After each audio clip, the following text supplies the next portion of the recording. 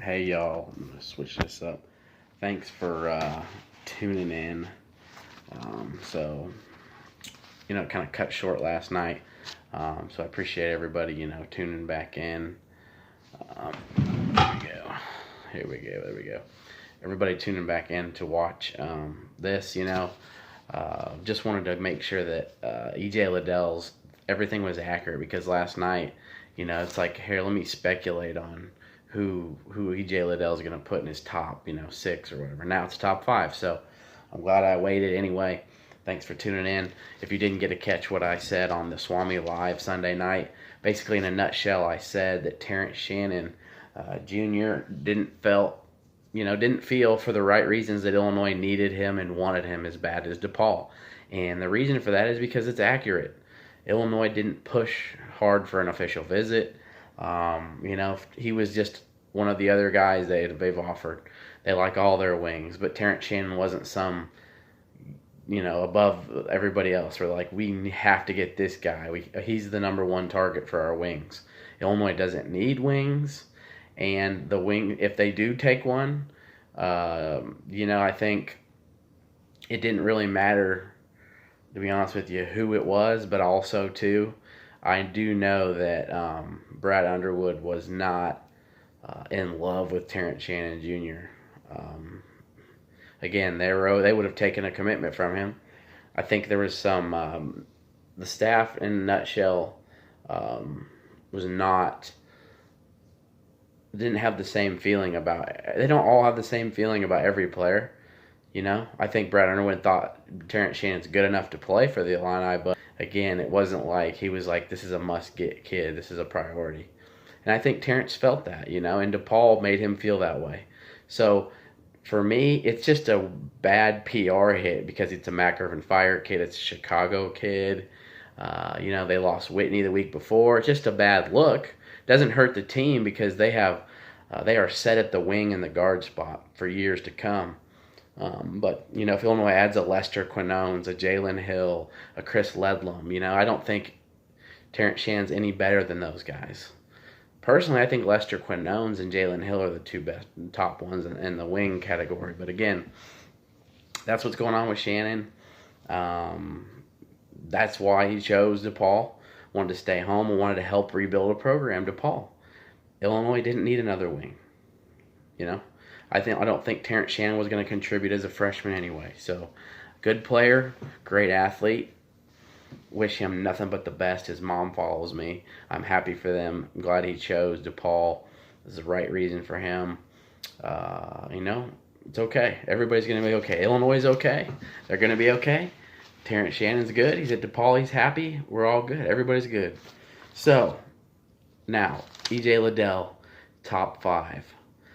You've got Missouri, you've got Ohio State, you've got Illinois, you got Wisconsin is the surprise, I really think. But you know what? Wisconsin's developed kids like Vito Brown and Nigel Hayes, kind of kids that are pretty similar to the skill set of E.J. Liddell.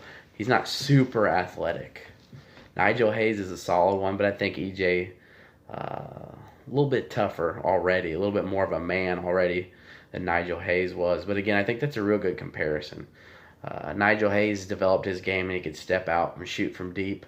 I like the Nigel Hayes comparison really well, actually. But anyway, Vito Brown a little bit taller. But anyway, Wisconsin 4 and K-State. So Bruce Weber's been in on E.J. Liddell. He's made E.J. know, hey, look, they really want him. They could use him. Who couldn't really use E.J. Liddell? He's a stud, man. I think it's a nice little feat that Illinois is in the top five because, as this stuff's gone on, EJ's been real quiet, hasn't said much about Illinois, but it's looking like Illinois is going to get an official visit from EJ Liddell. He's taking his first one to Ohio State.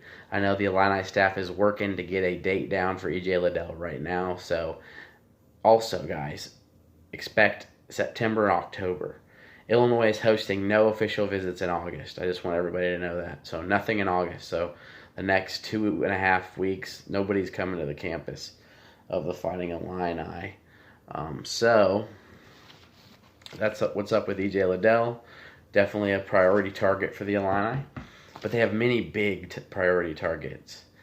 There's just a bunch of them too, And then Kofi Cockburn's announcing that Illinois is going to get an official visit. But we've kind of known that. If you guys keep up with social media, the Twitters, the Illini scoops of the world, you guys know that Kofi Cockburn has said, "I'm going to give Illinois a official visit." It's that Illinois put in the work. Orlando Antigua has been on him for a while now, and he's like, you know what? I'm going to return this favor. I'm going to go see the campus. He knows they need a big. They love his game. A man-child, 6'11", 300 pounds, just a man's man. To me, defensively, that's where he's going to struggle, especially a high post. People are going to take advantage of that, but there is no bigger asset or force below the basket than Kofi Cockburn. Rebounding, blocking machine, dunking machine. And, of course, you're going to take that, while, defensively he's not going to move like an Oscar Tshiebwe, but let me tell you this, too. I think Oscar Tshiebwe is the best big on the board. Okay. But Kofi Cockburn, great. Anybody who wouldn't take Kofi Cockburn is nuts. So, now let's move on to the next one, which I want to say is Oscar Tshiebwe.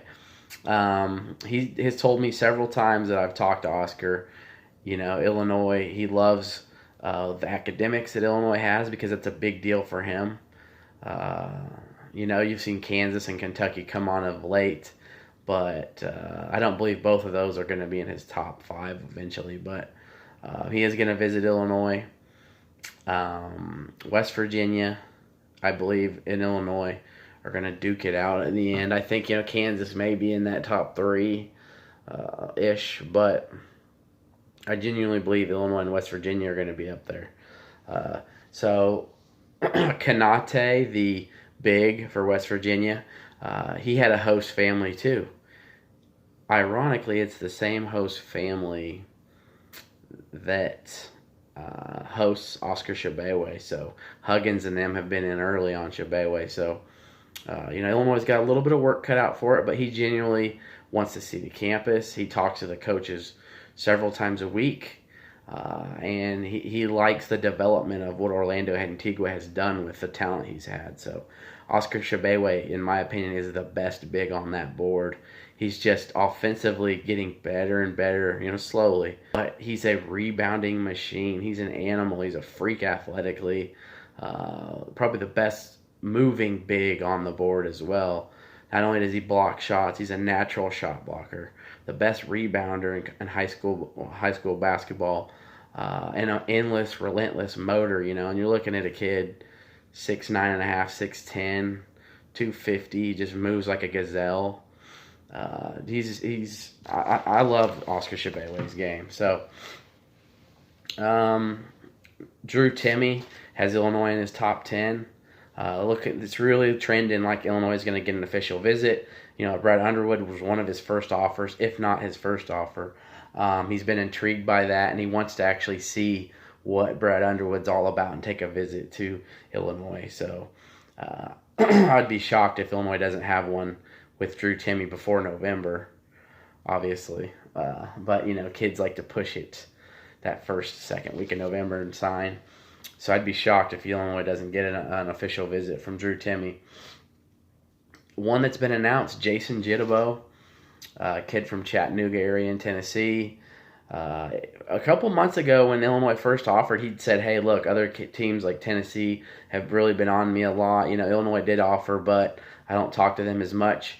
He has said, he told Armand Sethi of Illini Scoops that, look, Illinois has really made me feel like they want me. I built a great relationship with them, and I really want to go see what they're offering. So he has an official visit scheduled at Illinois October 11th through the 13th. So, just what I'm saying, you guys, there's tons of big options out there. And that kid's, a borderline 4-star big. He's not a project. He's got some really good offers. Like I said, Tennessee. He's got Louisville, Tennessee. And that's a good chunk of the bigs, man. Think about all that. I really think Illinois is going to land one of those guys.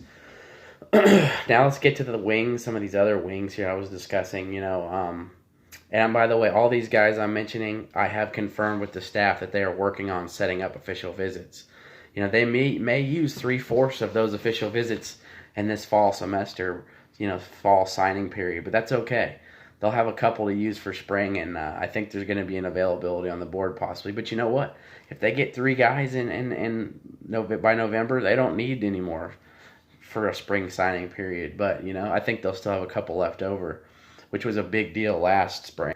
Illini fans, obviously, and the staff wasn't too thrilled with how it ended up with that either. So I think they're going to be a lot more careful with who they bring on campus for an official visit. So Lester Quinones, who's going to IMG to play with Terrence Shannon, ironically, has had good things to say about Illinois. Mutual interest. Orlando Antigua is the head recruiter on this one too.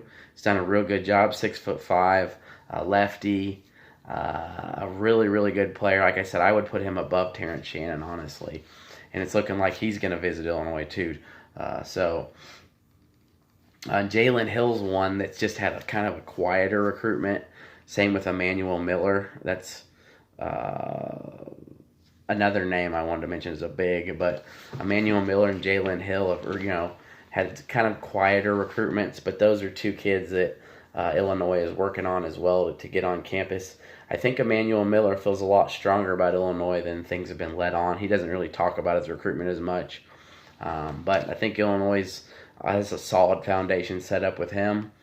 And Ant Walker, who they recruited, who's just a freak athlete, 6'8". This was Anthony Higgs' teammate there at Perry Hall in Maryland. So they're looking to get him on campus. And I know when I talked to him, he was telling me how interested, he was to see, everything that Higgs has said, and talked about how awesome the staff is and his teammates. And of course, he's not just going to come to a school because his teammate did, but I think that's a good in already that the staff has with Anthony Walker. And Chris Ledlum's the last one I want to talk about. I know Illinois is working to get an official with him, another 6'5", athletic wing, then the Terrence Shannon, Lester Quinones, like I'm saying, it could be 1A, B, C, whatever you want to do. I think Lester, in my opinion, is the best of those, but again, Illinois working with Chris Ledlum as well. So, again, a smorgasbord, a plethora of official visits and guys that the staff's on. So, everybody worrying about this, this dumpster fire 2019 class. That's not really what's going on. It may look like that right now because they missed their top targets. But I can tell you right now, Whitney was a top target.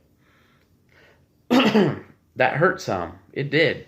I've already told you guys on the Swami Live that I think Khalil Whitney would have been the best recruit Illinois has had probably since a Brian Cookish, a Frank Williams type deal. So that one hurt because I know they led for a long time. But Shannon does not hurt the team at all. It did not. It wasn't some gigantic blow that they can't recover from or they needed. Whitney would have just been a program-changing recruit, and you would have definitely took him. So, but yeah, so that's what's going on with that. Anyway, I appreciate all you guys, staying on, watching this, and if you have not subscribed already on this, please do subscribe for free. Illini Scoops YouTube. We're going to be doing tons more stuff. Follow Nate Williamson, Matt Moore, Armand Sethi, and of course follow IlliniScoops.com. That's what's up, y'all. And tomorrow night, maybe Wednesday morning, the Illini Scoop podcast will be back with Kevin Ducey. We're going to talk about camp, fall camp. Nate Williamson's going to be there tomorrow.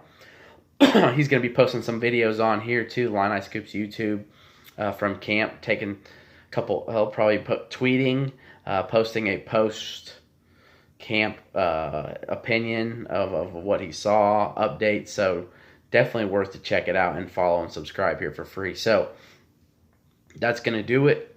Appreciate y'all. I'll do a Swami Live next weekend. So appreciate all you guys. Have a good one. Have a good day.